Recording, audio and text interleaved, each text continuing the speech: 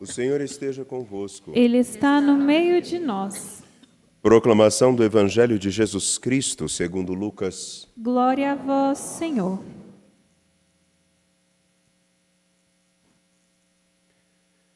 Aconteceu que, num dia de sábado, Jesus foi comer na casa de um dos chefes dos fariseus. E eles o observavam. Diante de Jesus havia um hidrópico. Tomando a palavra, Jesus falou aos mestres da lei e aos fariseus. A lei permite curar em dia de sábado ou não? Mas eles ficaram em silêncio. Então Jesus tomou o homem pela mão, curou-o e despediu. Depois lhes disse: Se algum de vós tem um filho ou um boi que caiu num poço, não o tira logo, mesmo em dia de sábado? E eles não foram capazes de responder a isso. Palavra da salvação. Glória a vós, Senhor. Por favor, podem se sentar. Sejam bem-vindos também aqueles que vêm de Belo Horizonte e tantos outros lugares. Caríssimos, caríssimas, nessa manhã que temos aqui no Santuário Basílica Nossa Senhora da Piedade, com a temperatura em torno de 17, 18 graus, para vocês que são do Paraná, isso não é nada. E então, nós nos encontramos aqui e eu gostaria de com vocês, a partir do Evangelho de Lucas, capítulo 14, nos versículos 1 a 6, e procurar entender qual é a relação que Jesus faz com a cura de um hidrópico, um enfermo, no dia de sábado, e retirar um boi ou um filho de um poço. O que tem a ver uma coisa com a outra?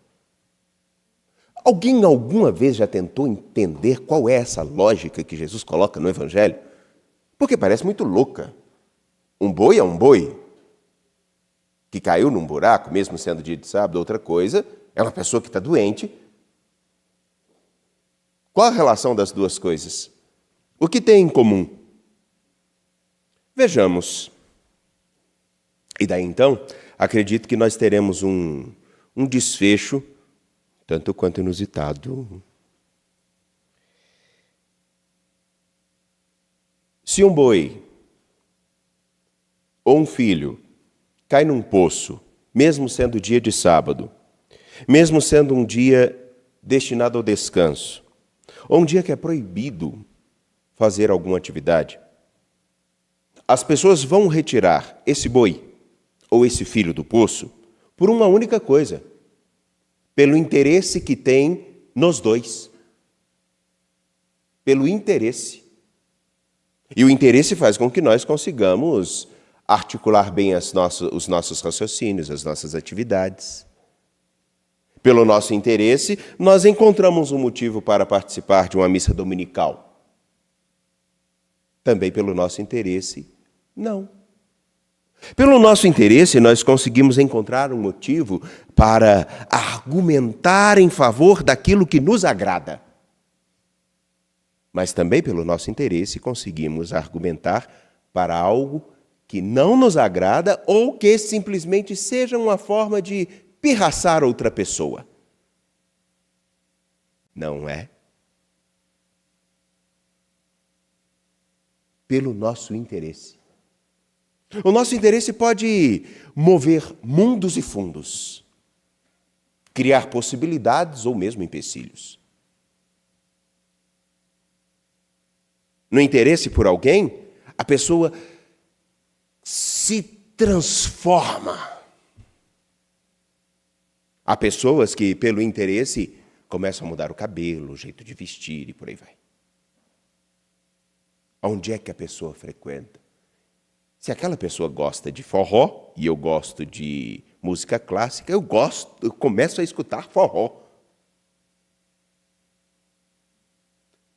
Conhece algum caso que não seja assim? Caríssimos, o interesse. Quando Jesus faz essa pergunta aos que estão com ele à mesa, ele expõe para eles qual é o interesse. O interesse do sábado ou qualquer outro dia, o interesse do compromisso por fazer a vontade de Deus ou não no nosso tempo depende só daquilo entre nós, na nossa cabeça, do que vamos ter vantagem ou não. O que vamos tirar de lucro? O que vamos receber de retorno? E daí então, fico imaginando se, por exemplo, minha mãe fosse cuidar de mim só pelo interesse dela de ter alguma coisa, tadinha, estaria lascada. Tem dia que, dependendo das circunstâncias, a gente não consegue nem responder a mensagem de WhatsApp que ela manda.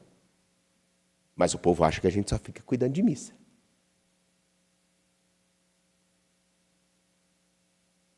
O interesse. É o interesse por alguém que nos faz dedicar a alguma atividade. É o interesse em saber qual é a vontade real de nosso Deus que nos faz buscar respostas para o nosso tempo, nos faz buscar conhecer mais o Evangelho, a fé, aquilo que é ensinado pela igreja. Não que os outros ficam dizendo, porque tem muita gente dizendo, inclusive, bobagem, mas tem um bando de bobo correndo atrás. Interesse.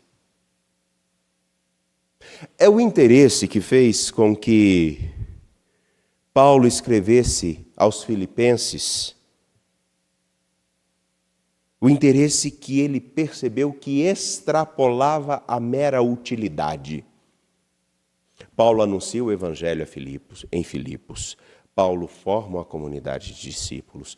Paulo é preso. E quando ele é preso e perseguido, Paulo é um problema. E se ele é um problema, naquele tempo, quem tivesse a cabeça no lugar ficaria longe de Paulo.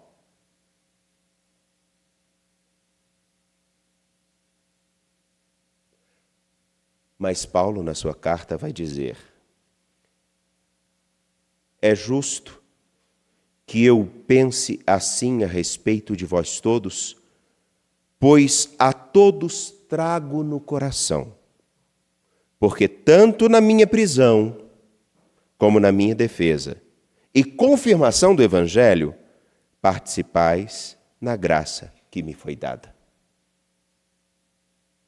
Mesmo quando eu seria um problema, vocês permaneceram comigo. Ora,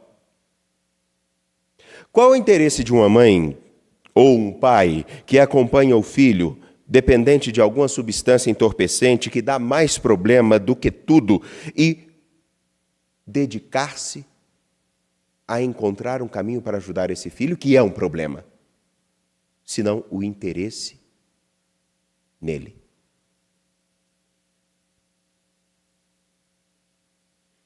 Qual o interesse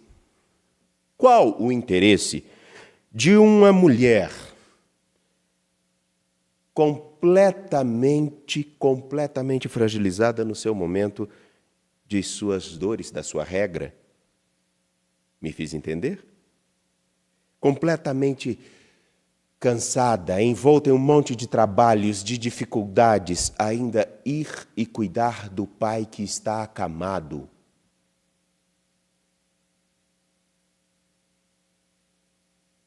E que às vezes pode ser um traste. Qual? Por que ela vai fazer isso, senão pelo interesse naquele a quem ela vai ajudar, de quem ela carrega algum significado importante? Agora aqui vem a pergunta que eu acredito que é o imbróglio. Já perceberam que nós conseguimos achar artifícios na Sagrada Escritura para justificar a tudo? Já perceberam que nós conseguimos justificar, inclusive, as exclusões de pessoas, os maus tratos? Nós conseguimos achar artifícios até para dizer que não temos nenhuma obrigação para com o nosso Deus, para com a fé. Conseguimos encontrar justificativas para sermos negligentes com pais, com filhos. Tudo a partir do nosso interesse. E o interesse é exatamente aquilo que salta e justifica e é o objeto, na verdade, de todas as nossas vontades. Me lembro que antes de entrar para o seminário, há muito tempo, teve uma situação na qual, namorando, eu viajava um bom tempo para encontrar com a namorada. Mas achava uma dificuldade de atravessar a rua para ver a minha vizinha doente.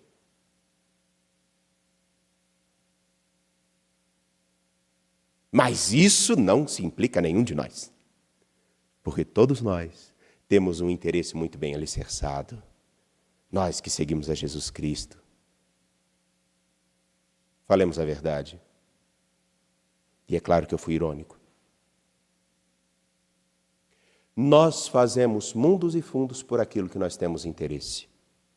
E que algumas coisas não nos darão nenhum retorno, a não ser o passageiro. Porque nós não damos atenção àquele que tem um interesse inigualável por cada um de nós, apesar de toda e qualquer circunstância, e não damos a ele o lugar que deveria ter na nossa história.